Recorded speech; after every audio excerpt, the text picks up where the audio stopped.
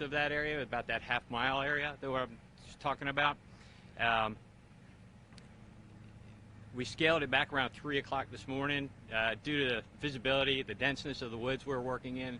So at daylight, we got right back at it, and then we were joined with more mutual aid. In addition to the agencies that I talked about prior to, Henrico County Police Department has also been out here with us today. So we've had a great joint effort with everyone out here.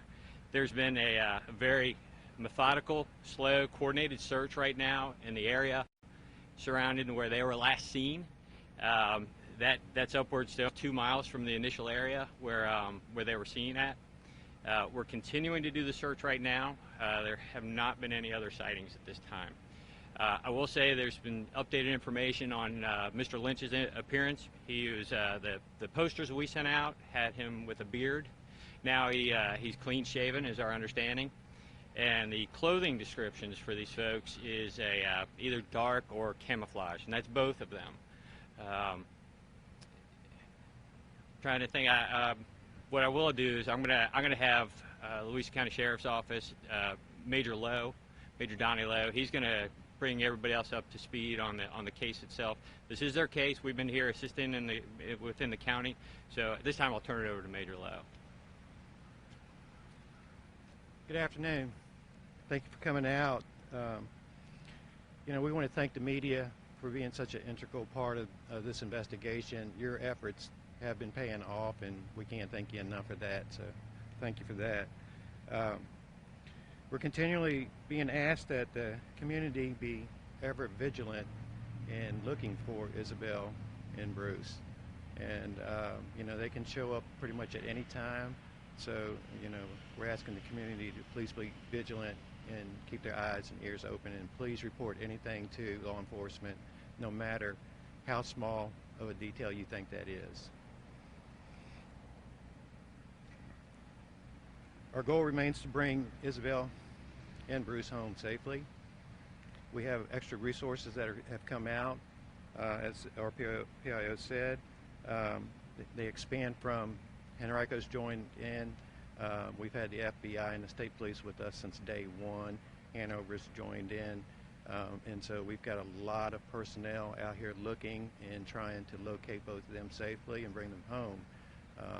But with that said, the more police presence you have in an area, the more dangerous it can get.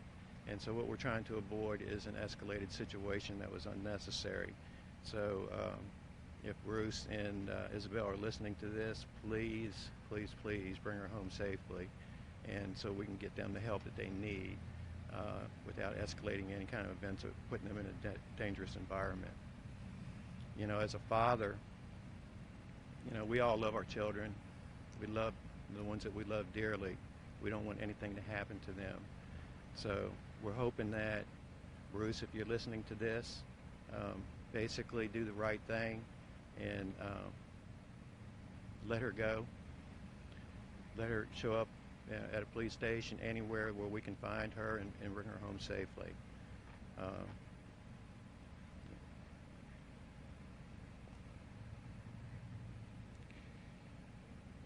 Naturally, we don't want them exposed to any type of danger.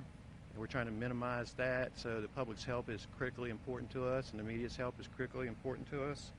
And we also want to thank our other agencies, like I said earlier, that's been with us from day one, and that's the FBI, Department of State Police, Hanover Sheriff's Department, and now Henrico has joined in. And I suspect there'll probably be a few more agencies that will join in as we progress into this thing.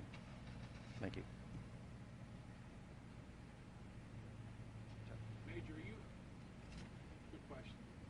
I knew you'd be you, John. Are you fairly confident that you had them contained in this perimeter, and if not, is there possibly another vehicle involved, or have you found the other vehicle that was involved? We're still searching for the other vehicle, and we can't say definitely that they're still in this area, but we think that there's a high probability that they haven't really gone far. They've just gone back into hiding and everything. When Isabel was spotted, she appeared to be unharmed, which was good to hear, and hopefully that she'll stay that way. Isabel is the one that made initial contact with this homeowner, and then they both ran off. I can't get into the big detail with that, but they did run off at one point in time, and they ran through the backyard into the wooded area. Can you say why they were in this area? Was there something that may have brought them here? It's still an area that they're familiar with, and I really don't want to speculate on anything after that. I know yesterday you spoke a little bit about several different tips and leads. Was this one of the areas you guys were focusing on originally? Yes, this has been an area of interest since day one. Major Lowe, could you talk about just the search operations today? I mean, you guys had a helicopter in the sky. Can you kind of talk about that effort that's ongoing right now? They've had a lot of resources out here. They've had fixed wings, they've had helicopters, you know, we've had TAC teams out here, we've had the canines out here, Bloodhound and Patrol. We've had all hands on deck doing ground searches and doing everything, talking to neighbors, talking to pretty much anybody we can talk to, hoping that something would come up that's beneficial. That's pretty much all I can say about those searches right now. Talk about the terrain, man, that you guys are dealing with. These guys, the terrain is hard. You know, it's a little hilly at times and everything, but you're talking about miles of woods, and some of them are very dense, but they're going to go through every inch of those while we do it, so it can be very tiring and exhausting. Having been missing for more than a week now, is Bruce well equipped, or does he know the wilderness really well? Is that something that has been in his history, that he's able to camp out for so long?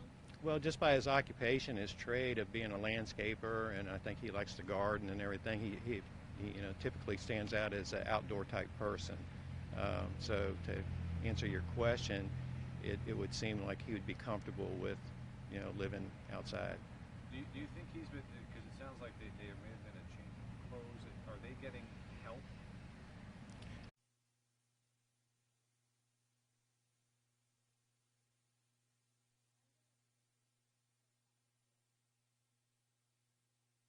Have they potentially robbed the establishment that may have provided this clothing, or It's hard to say. It might have been, you know, something that he pre-planned or something like that. It's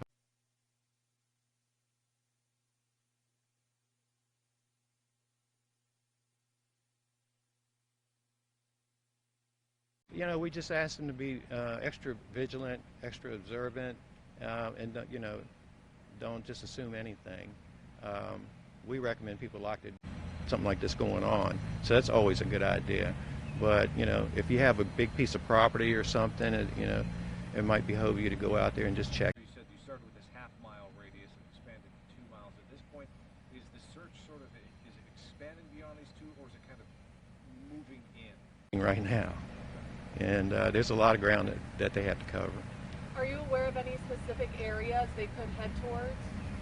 No, not really. Nothing that would be definitive. It is basically, you know, we're just going on sightings right now. Anything else?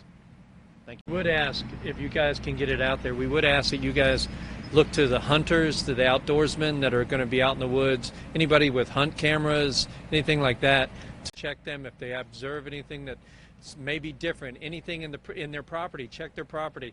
If there's anything different, report it to us. If they have abandoned buildings, vehicle could be stowed or something like that, or people could live or sleep and not be detected. Check those areas and let us know if they observe. Okay. Thank you. And just so you folks know, I don't really anticipate we'll have any other updates. Something changes. So. Everybody has our number. If you have any extra questions, let us know. Were we able to find a clean-shaven type of photo of him? I saw there was I did see one that was older. Okay, That it's he has kinda like a chin strap? pencil. Okay. Yeah. Yeah, I didn't know if you guys were doing like